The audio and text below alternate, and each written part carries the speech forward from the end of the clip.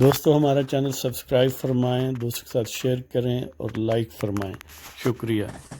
بسم اللہ الرحمن الرحیم، الحمد للہ رب العالمین والصلاة والسلام علی خاتم النبیین، اما بعد۔ پاک ویوز ٹی وی، محمد منشا، کیسے ہیں جی آپ؟ حافظ برخوردار نے کہا تھا کہ حجرے شاہ مقیم دے ایک جٹی عرض کرے، میں بکرا دینی پیر دا جس سر دا سائی مرے، تے ہٹی سڑے کراڑ دی جتھے دیوا نت بڑھے، تے کتی مرے فقیر دی جڑی چون چون نت کرے، تے 5-7 مرن گوانڈنا تے باقیاں نو تاپ چڑھے، تے گڑیاں ہو جن سنجیاں وچ مردا یار پھرے۔ اب دیکھتے ہیں کہ یہ مرزا یار کے لیے اتنا بڑا بندوبست کیا گیا کہ خان صاحب کی حکومت لانے کے لیے کیا کیا پاپڑ بیلے گئے۔ لیکن یہ پہلے سب سے یہ نقطہ ذہن میں رہے کہ خان صاحب سے کسی محبت کی وجہ سے ان کی حکومت نہیں لائی گئی تھی، بلکہ جذبہ جو ہے وہ نیگیٹو تھا، کہ کسی کے بغض میں لائی گئی تھی، کہ کسی کو نیچا دکھانا تھا، اور نیچا الٹیمیٹلی پاکستان کے عوام کو دکھانا تھا کہ تم جس کو الیکٹ کرو گے ہم اس کو اقتدار نہیں دیں گے۔ یہ ہمارے پاس ویرودل ہے، یعنی پاکستان کے عوام کی بے بسی کو ثابت کرنا الٹیمیٹ یہ بات تھی، لیکن اس کا بظاہر جو ایک میکینیکل اس کا اظہار ہے، ڈیمونسٹریشن، وہ یہی تھا کہ ظاہر نواز شریف کو یا جو اسٹیبلشڈ پولیٹیکل پارٹیز ہیں جن کی پاکستان کے عوام میں واقعتاً روٹس ہیں، ان کو اقتدار میں نہیں آنے دینا۔ لہذا وہ بغض و عناد، وہ نفرت کا جذبہ، وہ کینہ شتر الٹیمیٹلی کسی کو ڈھونڈ رہا تھا، اور ان کے ہاتھ خان صاحب آئے، اور اس مرد یار کے لیے گلیاں بالکل سونیاں کر دی گئیں کہ محکمہ زراعت نے زبردستی لوگوں کی پارٹیاں بدلوائیں، ٹکٹ واپس کروائے، اور پاکستان کی عدلیہ ثاقب نثار ٹائپ جو بونے ٹائپ لوگ تھے، ذہنی طور پر بھی اور جسمانی طور پر بھی، ان کو اور ان کے نام نہاد جو کو ورکرز آپ سمجھ لیں، ان کو یوز کیا گیا۔ تو اس میں یعنی سر دے سائیں کو بھی مارا گیا۔ وہ کہتی ہے نا کہ میں بکرا دینی پیر دا، جی یہاں پر الٹا پیر نے بکرا لیا نہیں، بکرا عوام سے لیا ہے، لیکن اپنے یعنی اس صاحب کے لیے انہوں نے سر دے سائیں کو بھی مارا ہے، یعنی اس کو بھی ظاہر ہے جو بھی عوام کا الیکٹڈ ہوتا اس کو پری ایمپٹ کیا ہے۔ انہوں نے وہ کراڑ دی ہٹی بھی ساڑی، یعنی معیشت بھی تباہ کر دی، اور پاکستان میں یعنی جو بھی کوئی خطرہ منڈلا رہا ہو، یہ سمجھ لیں کہ فقیر کتی اس لیے رکھتے ہیں کہ اندھیرے میں ہوتے ہیں نا، باہر ویرانے میں، تو یعنی گویا پاکستان کے عوام کا جو مدافعتی نظام ہے اس کو بھی ڈیسیمیٹ کیا گیا، اور پھر جو ویجیلنس کا ہے، جو سماج ہے، اس کو میڈیا کا بازو مروڑ کے اس میں پہلے سے جو کچے پکے شاہ دولہ ولی کے چوہے تھے ان کو مزید پکا کیا گیا اور بھرتی کیے گئے، یعنی دوسرے لفظوں میں 5-7 گوانڈنا مار دیتی ہیں جی، اور وہ جو باقی بچی تھی ان کو بیمار کر دیا گیا، ان کو میڈیا ہاؤسز سے نکال دیا گیا ہے جی۔ تو یہ سارا بندوبست کرنے کے بعد گلیاں بالکل خالی ہو گئیں، صرف مرزا یار ہی رہ گیا، اور جو گزرنے والے لوگ تھے ان کو بھی بند کر دیا گیا، لہذا اپوزیشن کو بھی لگا دیا گیا دیوار کے ساتھ۔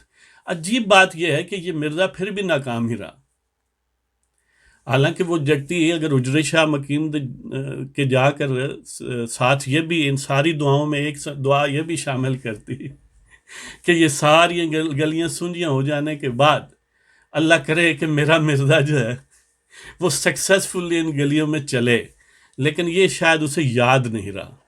اس لیے یہ جو آج کی جٹی ہے نا، GHQ شریف، تو انہوں نے بھی یہی خرابی کی کہ سارے بندوبست کیے، لیکن جس مہرے پر ڈیپینڈ کیا وہ مہرہ کسی کام کا نہیں تھا، وہ پیدائشی ذہنی اپاہج آدمی تھا۔ اگرچہ بظاہر یہ لگتا ہے کہ دیکھیں اس نے یہ جی اپنا کرکٹ میں اس کا نام ہے وغیرہ، کرکٹ کے علاوہ کس میں نام ہے مجھے نہیں پتا کرکٹ کے علاوہ آوارہ گردی، بد اخلاقی اور بد زبانی اور خود پسندی کے علاوہ مجھے کہیں اس کا نام نظر نہیں آیا، اور کرکٹ میں بھی کوئی یہ نہیں ہے کہ کوئی دنیا کے نمبر 1 حضرات تھے، بہرحال تکا لگ گیا جی۔ تو یہ کیوں ناکام ہوئے؟ وہ کہتے ہیں نا کہ اس کی تعمیر میں ہی صورت خرابی کی تھی۔ سب سے بڑی ناکامی کی وجہ ایک اس کا پیدائشی طور پر ایک فنکشنل نارمل آدمی نہ ہونا، اور اس کے ساتھ کیونکہ آرٹیفیشلی اس کو بنایا گیا، عوام نے اس کو الیکٹ نہیں کیا۔ اگر کوئی بندہ جلا بھی ہو اور عوام اس پر اعتماد کرے نا تو اس کے پاس یہ ایڈڈ ایڈوانٹیج ہوتا ہے کہ عوام اس کے ساتھ ہے نا، اپنا ان کا سینٹیمنٹ ہے۔ لیکن جب عوام کو ہانک کے کسی کے پیچھے لگایا جائے تو وہ بہت اچھا بھی ہو تو پھر بھی برا ہو جائے گا۔ لہذا ایک تو یہ خرابی تھی کہ آرٹیفیشلی اس کو الیکشن ایک جیلی کرا کے ایک ڈرامہ رچایا گیا، اس کو بنا دیا گیا۔ ایک پیدائشی لمیٹڈ صلاحیت اور لمیٹڈ انٹیلیجنس کا آدمی، دوسرا آرٹیفیشل انداز میں انسٹال کیا گیا، اور تیسرا یہ ہے کہ جو لوگ انسٹال کرتے ہیں نا ظاہر بائی نیچر وہ اس کو باس نہیں سمجھتے، یہ ایک فطری امر ہے کہ جو وہ کہتے ہیں نا کہ میرے ہاتھوں سے تراشے ہوئے صنم آج بت خانے میں بھگوان بنے بیٹھے ہیں، وہ ان کو بھگوان نہیں مانتے، وہ کہتے ہیں کہ ہم نے تو ہاتھوں سے تراشا ہے۔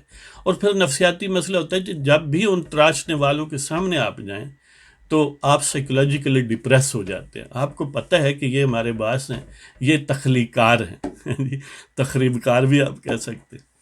تو اس لیے یہ یعنی کہ وہ باس نہیں سمجھتے اور الٹیمیٹ پالیسیاں یا فیصلہ کن اختیارات جو ہے وہ اپنے پاس رکھتے ہیں۔ لہٰذا وہ کیا کہتے ہیں کہ کھان پین لی باغ بھری تے دوڑ کٹائے جمعہ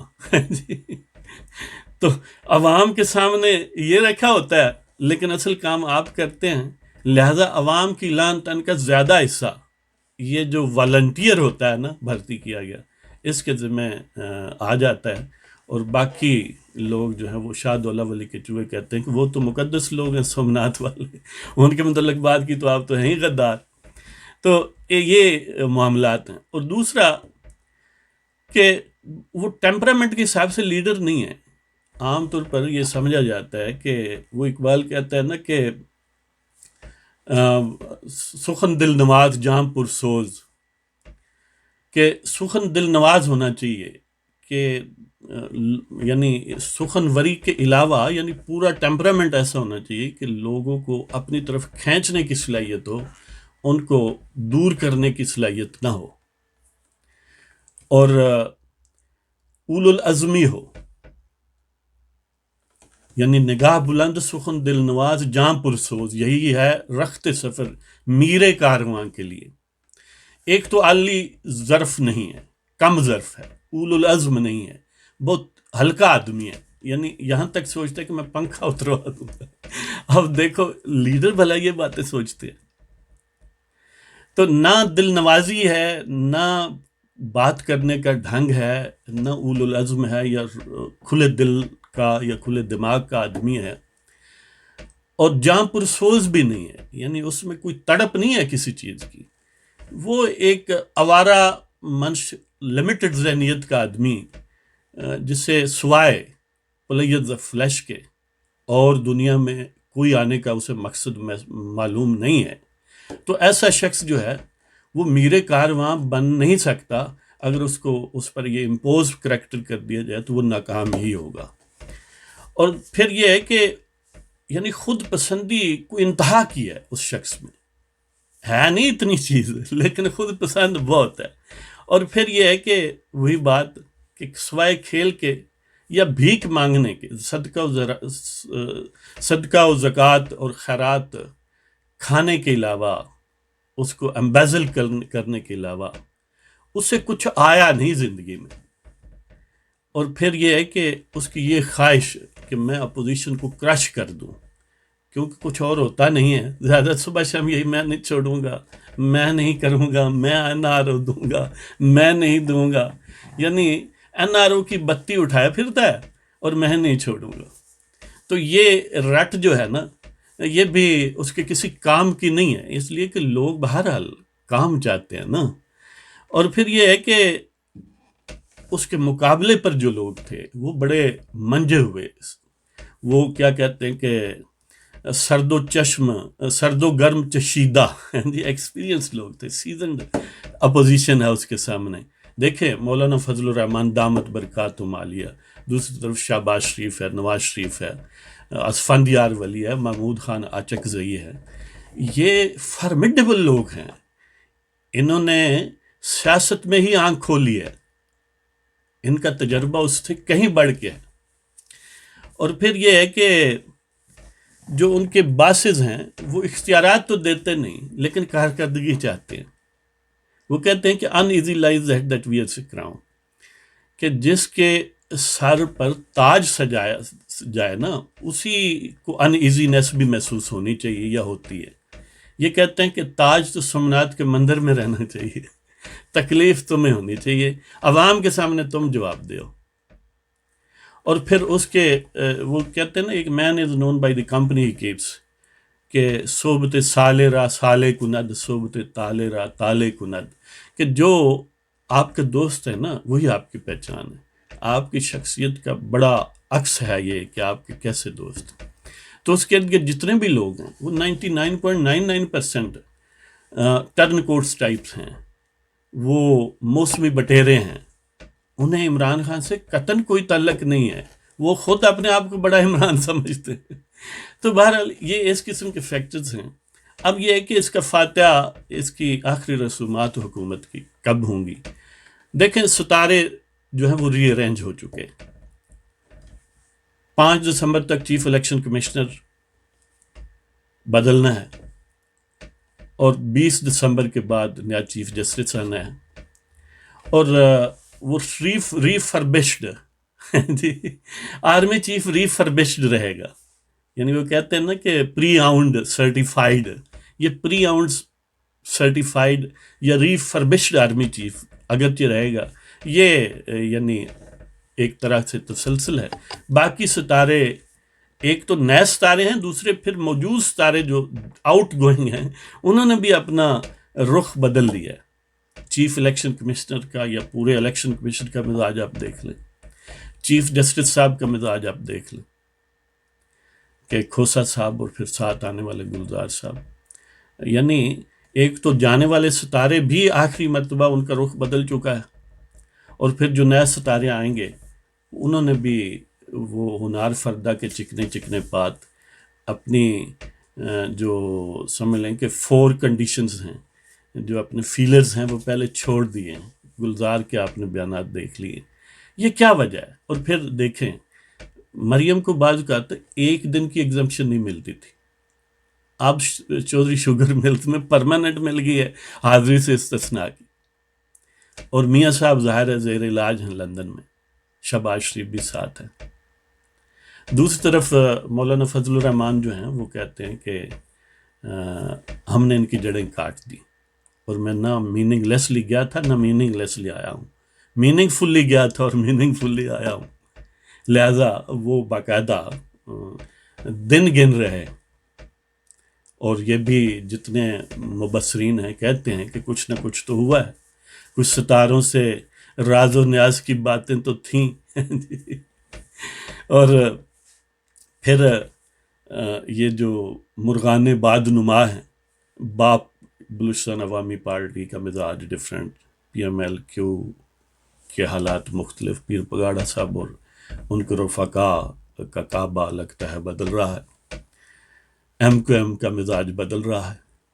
تو یہ سارے معاملات کس طرف جا رہے ہیں؟ اب شہباز شریف وہ ایک صاحب ہیں، آپ کو پتہ ہی ہے کہ پی ٹی آئی کے گویا وہ آئیڈیالوگ ہیں پی ٹی آئی کے، بلکہ وہ اپنے آپ کو شاید برین سمجھتے تھے یا سمجھتے ہیں، ٹی وی پر آتے ہیں ذرا وہ بھی اسی طرح ہی ہیں. تو وہ فرما رہے تھے ایک دن، آپ نے سنا ہوگا کہ شہباز شریف، یعنی آج سے مہینہ پہلے، شہباز شریف تو آپ اگلے ود ان فیو منتھس اپنے آپ کو چیف منسٹر پنجاب سمجھتا ہے کم از کم، اور زیادہ سے زیادہ ظاہر پرائم منسٹر. تو یہ امکانات یہی ہیں کہ جس نہج پر اور جس سپیڈ سے چیزیں انفولڈ ہو رہی ہیں کہ یہ ہاؤس آف کارڈ جو ہے یہ گرتا جائے گا، اور موسٹ پروبیبلی مڈ جنوری تک، جنوری کے آخری ویک تک شاید ان کی فاتحہ جو ہے وہ پڑھی جائے گی. اور اس سے بھی عام بات یہ ہے کہ باقی پارٹیاں کیونکہ سرد و گرم چشیدہ ہیں، ان میں صلاحیت ہے کہ باؤنس بیک کرتی ہیں، ریزیلینس ہے. ان میں سے لوگوں نے مارشل لا بھی دیکھے ہیں، زیر عطاب بھی رہے ہیں، جلا وطنیاں، جیلیں، سب کچھ دیکھا ہے، پھر بھی وہ ڈائیلوٹ نہیں ہوئے. لیکن خان صاحب جو ہیں کیونکہ ایک آرٹیفیشل ٹائپ چیز ہیں تو وہ یہ شاک برداشت نہ کر سکیں گے. پھر ان کا سکوپ بڑا تھوڑا ہے، عمر کسی اور دشت کی سیاحی میں گزری ہے، اب آخری دن ہیں جی، اور پھر آگا پیچھا کٹا ہوا ہے.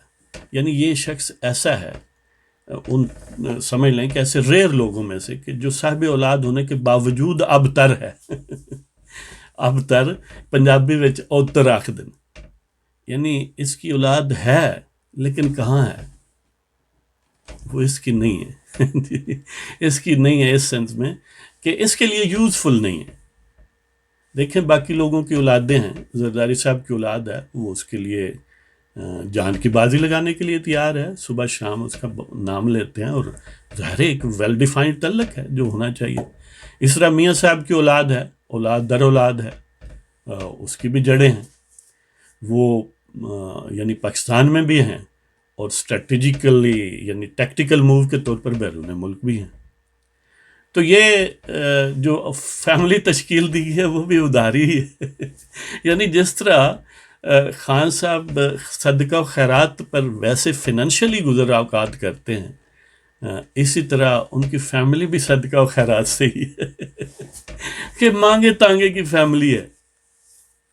اور یہ یعنی مطلب یہ ہے کہ اس میں یہ صلاحیت نہیں ہے کہ وہ باؤنس بیک کرے، اس میں یہ صلاحیت نہیں ہے کہ وہ جیلیں اور جلاوطنیاں برداشت کر سکے اور پھر وہ آ جائے. یہ صلاحیت خان صاحب میں نہیں ہو سکتی، اس لیے کہ یہ خلا میں صلاحیت نہیں پیدا ہوتی، اس کے لیے ٹولز چاہیے، اور جو ٹولز میں نے گنوائے ہیں وہ خان صاحب کے ساتھ پاس لیکنگ ہیں، وہ خان صاحب کے پاس نہیں ہیں. اس لیے کہ اس طرح کا آوارہ شخص جو ہے وہ اس کے پاس ٹول ہو نہیں سکتے. وہ پتہ نہیں کس کس کے ٹول ہیں، کہاں کے، کہیں کوئی چیز مانگے کی ہے. اچھا اس میں ایک اور بات، ان سارے اس موضوع سے ویسے ہٹ کے، لیکن ہمارے جو دوست پی ٹی آئی کے ہیں ان کے لیے ایک لمحہ فکریہ سمجھ لیں، یا ہم سب کے لیے ہی سمجھ لیں کہ یہ ایک عموماً شرعی اصول عام ویل نون ہے کہ اگر کسی شخص کا نکاح کسی خاتون سے ہو جائے اور بعد میں طلاق بھی ہو جائے نا، تو اس نکاح سے جو رشتے اس میں حرمت کے پیدا ہوئے ہیں وہ برقرار رہتے ہیں طلاق کے باوجود. یعنی وہ خامند تو خامند نہیں رہے گا، لیکن خامند کی اولاد کے لیے وہ خاتون جو ہے وہ حرمت کے کنسپٹ میں آ جائے گی. یعنی وہ اس کے بیٹوں کے لیے وہ نامحرم نہیں رہے گی، وہ محرم ہوگی اور اس کے ساتھ نکاح نہیں ہو سکتا. سمجھتے ہیں؟ اس طرح اس خاتون کی اولاد کے لیے اس آؤٹ گوئنگ ہسبینڈ کا نہیں ہو سکتا. مطلب یہ ہے کہ طلاق کے باوجود وہ اس کی اولاد جو ہے نا اس خامند کی، ان کے لیے وہ ماں ہی رہے گی. یعنی اخلاقی نقطہ نظر سے اور شرعی نقطہ نظر سے اس کا تقدس ماں کا ہی رہے گا. تو ہمارے دوست جو پی ٹی آئی کے ہیں عموماً پہلے کسی خاتون کو کہتے تھے کہ یہ مادر ملت ہے، یہ گویا فاطمہ جناح سے بھی بڑی فاطمہ جناح مادر ملت ہیں، اور پھر جب حالات بدلے تو اس کو گالیاں دیتے ہیں. وہ واقعتاً ماں کو گالیاں دیتے ہیں. یعنی ماں جس کو کہا ہے نا وہ طلاق کے باوجود پھر ماں ہی رہتی ہے.